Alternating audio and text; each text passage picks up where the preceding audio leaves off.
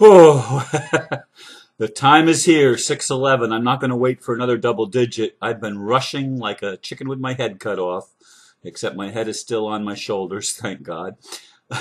and getting things done that I normally haven't been able to do because for a little while I have my house to myself. My family went out to my ex-wife's house to watch the Super Bowl up through halftime. They're not they don't care anything about the Super Bowl.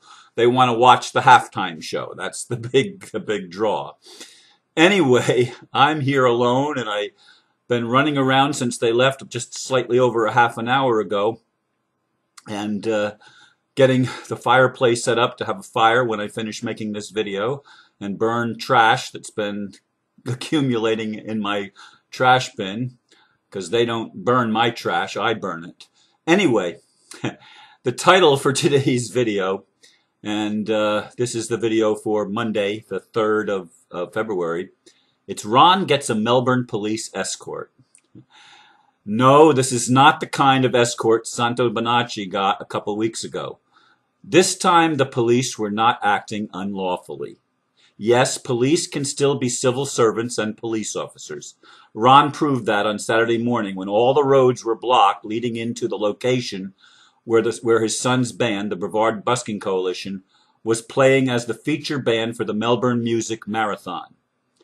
That huge event brought people from all over the world to this relatively small metropolitan area on the Florida Space Coast.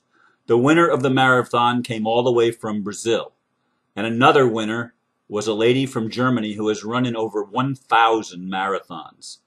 Anyway, Ron asked the police how he could get in to where his son was playing and was given a police escort to a parking area well within the red zone blocked off for the runners. This time, the cops were the good guys. Yes, it was quite an experience. They were supposed to start playing at 8 a.m. And for my son, 8 a.m. is unbelievable. The band was supposed to be there by 10 minutes to 7 so that they could get in and get their instruments and their setup on the stage and everything else. My son sometimes doesn't go to bed till that time. I mean, and to get up on a weekend before 7 o'clock, and he says, Dad, he says, I woke up at 3 a.m. and I couldn't fall back to sleep. But when I finally got in there, I gave him a message. I says, Tom, God didn't do it. And that's an inside joke because one of the band's songs is God didn't do it. And anyway, I rode around trying to figure out how to get into this park where my son's band was playing at the Front Street Civic Center Park. And they have lots of big events there, but I've never seen so many roads blocked off in all of my life. They probably had, I don't know, 1,000 runners. I mean, literally, people were there from at least that I know of 3 continents, North and South America and Europe.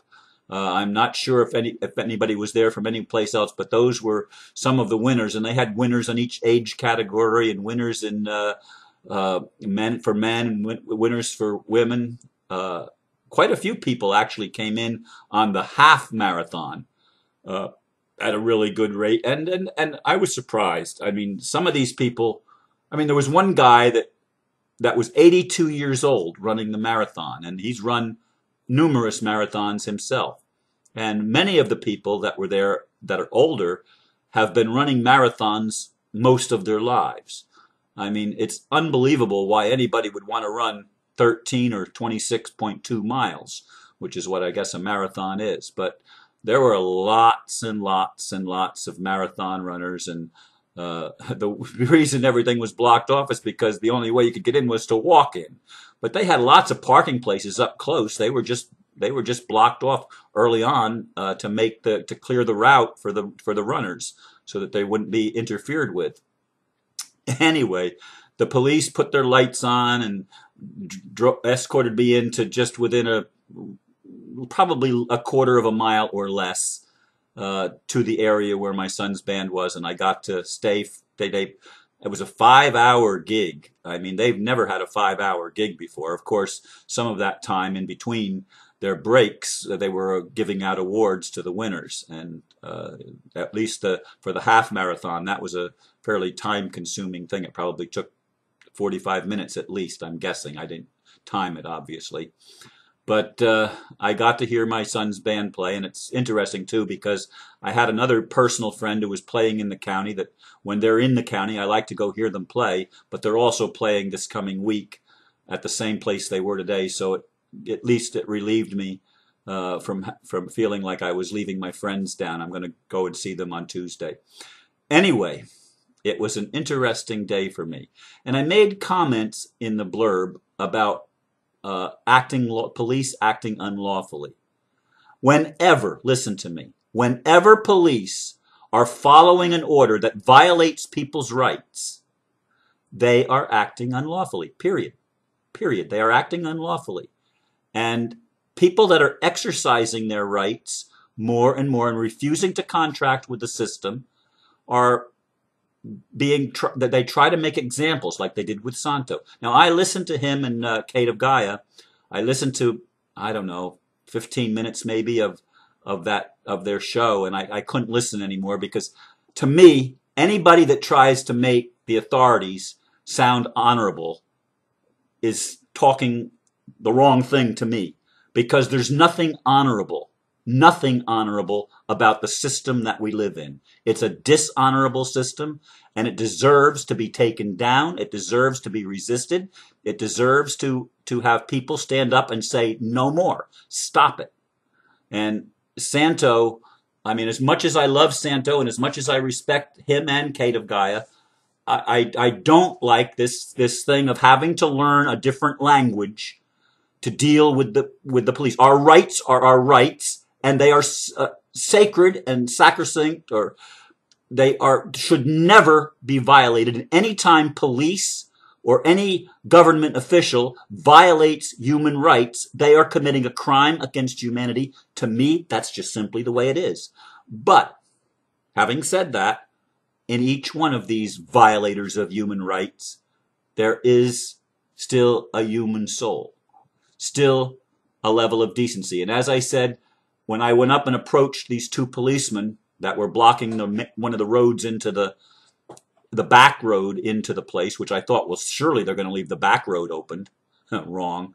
It was closed off probably almost 2 miles away from the event. And it would have been a 1 to 2 mile walk from where the parking places that were available would have been. And I was carrying my cooler and whatnot, and I didn't want to walk that far. I wanted to go and park, and I had plans to actually go and take a break and get them something to eat, but I was wrong because there was lots of food there that they were giving out for free to the people. I mean, Dunkin' Donuts was there, a pizza place was there, a beer place was there. They had Publix, which was one of the sponsors, was I guess the main sponsor. Publix was giving away oranges and bananas, organic bananas. I don't know if they were organic oranges. I assume they were. But in any case, there was lots of food, and it was a big event. The crowd went in and out. I mean, as the half marathon concluded, all of those people were converging on this place because this is where the awards were given out. And the awards were a pink ukulele. Actually, it was a pink ukulele is what it showed in the box, but the ukulele itself was brown, and also djembes, little teeny djembes of 3 different sizes, depending on what age bracket and what your rank was. But there were lots of awards given out, and the monetary prizes were all going to be mailed to the recipient. But I don't know how many people. I mean, they had the boards up there by the stage of all the listing, and there were like, I don't know how many boards filled with lines of people. And I didn't go up that close to even look at it, but I could see that there were a lot of people there. And then, again, getting back to unlawful behavior by police, it's going to be a major job to retrain police to obey the law and to honor people's rights. That is the single biggest challenge that we have in creating a system that that works for everybody. Making a world that works for everybody requires that our rights, the rights of every individual, be preserved. I mean, I am going to stand up for my rights no matter what, even if it means that people that don't like me standing up for my rights end up killing me. That's how seriously I take this. We must stand up for our rights. And the more people that don't get on board and telling the authority, the so-called authorities, enough, you're helping maintain the violation of people's rights and the crimes against humanity. You're helping to support that which should never be supported by anyone that has a heart and has a free will mind and wants to exercise their rights as a human being. We should all want that, because that is given to us as a gift from our Creator. Again, the Declaration of Independence, we hold these truths to be self-evident, that all men are created equal and endowed by their Creator with certain unalienable rights, that among these are life, liberty, and the pursuit of happiness, as it is in the Declaration of Independence. This is essential that we get back to this, because we'll never have peace as long as peace officers and civil servants are acting as authorities and acting as code enforcement officers. Codes are not the law. The law, there can be no law passed that violates a human right. The right to travel is a human right. So people that have or drive without a license, or get a license or a registration or anything, yeah, they're playing into the system. And I've done that myself. I mean, I did it in a certain way. For my registration, first of all, I created a common law trust, a non-statutory trust, and I list the trust address in a different state than the one that I live in, and I registered my car in the name of the trust. I don't own it. The trust owns it, and the state has no jurisdiction, statutory jurisdiction, over the trust, which is why I had to pay an extra fee to register my car, significantly extra. But it was worth it, so as not to play into the system and yet to protect myself from unwarranted being stopped and whatnot. My plates look, they are valid. It's just that they're not in my name. And I do get insurance. As soon as we can make inroads, I will stop getting insurance, because I will be able to access my value, the same as every other human being ultimately will be able to access our value, and we will be self-insured, because everything on earth is supposed to be prepaid. This system that we have set up, this monetary system where they set up a false authority called the state and all of its various agencies, this thing has to be recognized for what it is. It is an extortion racket, and it's committing crimes against humanity. All the wars, all the violence, and everything are perpetrated, in essence, by these people. A lot of the crime that exists is because of the unlawfulness and the overwhelming, what's the word that I'm looking for? The overwhelming presence of this matrix of control. And we need to wake up to the fact that it is a matrix of control, and we have the power to stop it if we would just simply get together and say, stop it. But we sell out. We sell out. And we all sell out to one degree or another. And those that don't end up being supported by those that are still part of the system, because what else can you do? What else can you do? But it was an interesting morning for me in my dialogue. It took about, I'd say, at least 10 minutes to talk before they agreed to give me an escort further in. There was a police supervisor and just a regular patrolman. And I started talking to the patrolman, then I realized the other guy was a sergeant, and the patrolman said that this is my supervisor. And the supervisor was the one that gave me the thing. But they were very courteous to me. I was not belligerent to them. I was courteous to them. And we were just having a conversation as human being to human being. And they listened to reason and did what they could do. And I'm very, very grateful for having had the experience of seeing police genuinely act as civil servants and as human beings, and for honoring me as a citizen. I am their boss because they are public servants, and many of them have forgotten that, and they need to be reminded. And for those that think that you have to learn a special language to deal with the people, that's not freedom. And none of you that learn this language are free if they want to come after you. You think because you know how to use the words, and you know that you're not the name, and you know this and you know that about how their corrupted system works, that somehow you're going to be able to talk your way out of it, or not talk at all, and they're just going to say, "Oh, you're right. Good boy, good girl. You can go do what you want. We'll leave you alone." Well, I don't think that happens very often. And until we can change the whole system, there will be more and more people made examples of, like they did with Santos Bonacci. And I realize that he's there because of not paying traffic tolls and fines. And they want him to, some ungodly amount of money, $100 and something thousand.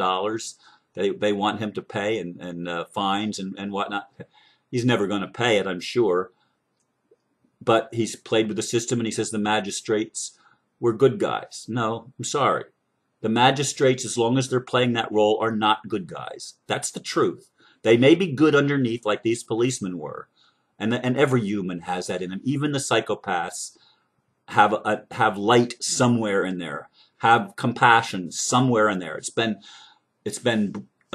beat out of them and brainwashed out of them a lot, but it's still there.